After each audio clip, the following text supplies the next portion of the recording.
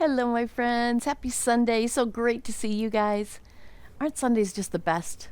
The best day just to gather friends, gather family around the TV and get to watch church together, right?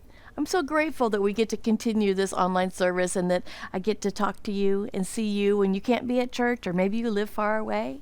I met some friends that live very far away a few months ago that came to TVC when they were traveling. So, hi guys. But I'm so glad you guys are gathering today. I hope that you've enjoyed this unit. Do you guys know what we've been studying? We've been studying the life of David, right? And I will tell you, we've learned 6 stories. Now, David's life had many, many, many more stories. And you can study those, and we're going to study those probably later. But for right now, we're going to wrap up those 6 stories.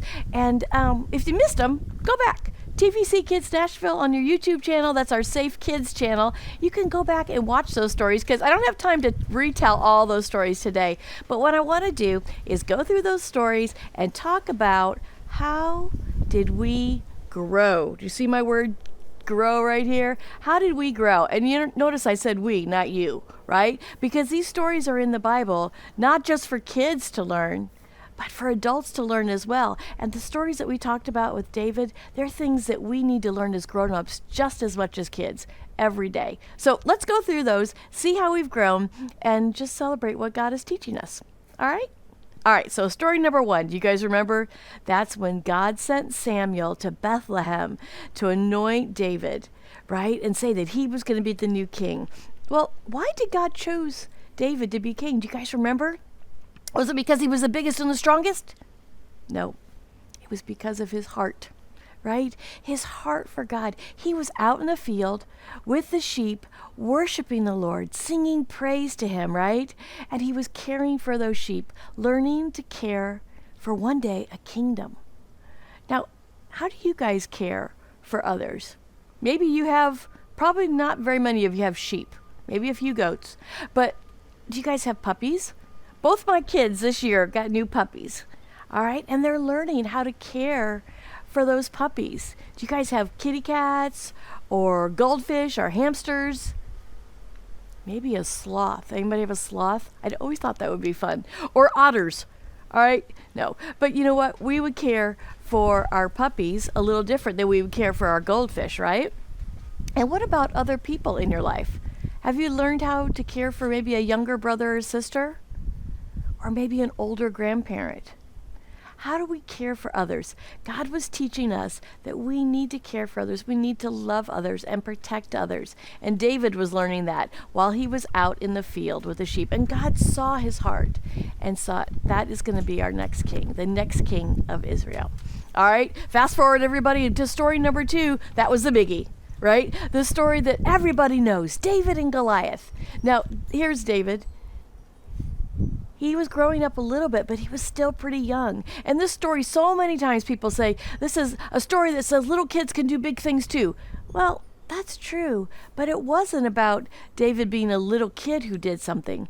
It wasn't about his physical strength or lack of it. It was about his spiritual strength, being strong, his trust in God. All right? He didn't get out there and say, I could do it because I just believe I can. No. He got out there and he said, because of God, I can fight you, Goliath. Goliath was coming against the people of God. And so David said, I am one of the people of God. And because of God, I can go against you, Goliath. He trusted God. What are the big things that God is putting in your life and in my life that we have to trust God to do? We have to trust God to give us the strength to do. Think about those things. Ask your mom and dad. What are the big things in your life, mom and dad, that God is asking you to trust him in? All right? Yeah, we got to trust God. All right, story number 3 is all about friendship. Do you remember who David became friends with? Yep, it was Jonathan. He was the prince, Saul's son, right? They became so close, they were like brothers. And in the end, when David had to leave because Saul was coming after him, Saul wanted to kill him, right? Jonathan got together and he's like, you have to leave. My father's going to kill you. And the last thing they did, the last time they talked to each other, they said, let's make a promise. Let's make a promise that we'll protect each other's family. Jonathan knew that one day David was going to be king. And he said, will you protect my family? And we see later in our stories that David kept that promise. All right, moving fast to story number 4 and story number 5. David and Saul were against each other, right? Saul wanted to kill David. He kept coming after him. And 2 times we saw how David had the opportunity right there before him to kill Saul. And he had the right to do that because Saul was trying to kill him. But he didn't do it. Why didn't he do it? He was honoring God. He said, God has made you king, Saul. So I'm not going to kill you, but I'm going to show you that I had the opportunity and I honored God by saving your life. 2 times he honored God. And you know what? When you honor God in front of your enemies, you know what that shows? It shows them that there is light, and that there is truth in God. All right? Maybe you have some enemies. Maybe there's people around you who don't know God. Maybe there's people that actually are coming against you, that have bullied you. Showing them that you honor God before anything else will show them light and will show them truth. And Saul, in the end, the first time that David saved his life, he said, you are truly a better man than me. And then the second time, he said, you will be a good king. And David was.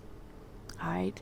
So he saw, even though Saul was his enemy, he saw the light in David. He saw God light in David because David was honoring God. All right. And the last story that we talked about, it was one you don't find in your kids' Bibles, but I love it. It was a story about keeping a promise. All right. And so after Saul and Jonathan both died, they were in war and they'd both died. Everyone knew that David was going to be the king, right?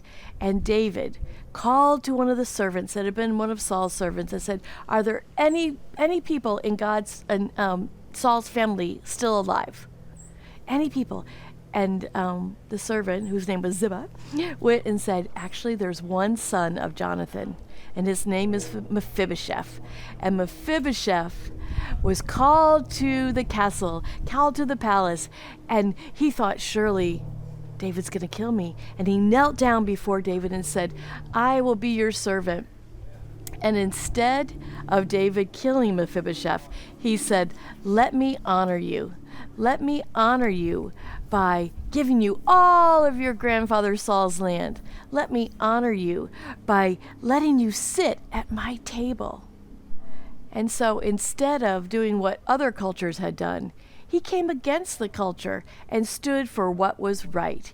He came against the culture and said, I want to do the right thing. And he saved Mephibosheth, took care of Mephibosheth. Remember, he was crippled, so he couldn't care for himself. And David said, we're going to care for you because of my love and care for your father, Jonathan. He kept a promise. He kept a promise and he did the right thing. So those are just a few things we learned. How do those things help us grow? Do we become stronger when we honor God? Do we become stronger when we care for others? Do we become stronger when we look and don't look at what culture tells you, but look at what God tells you to do? Yes, indeed, we do. So those are some things we've learned from God's story about David, the life of David. There's so much more to learn. We're going to talk a little bit more about some of David's Psalms coming up soon, but I just wanted to kind of give you a little wrap up. I hope you guys will know that God puts these stories in our Bible because he loves us and he wants us to grow.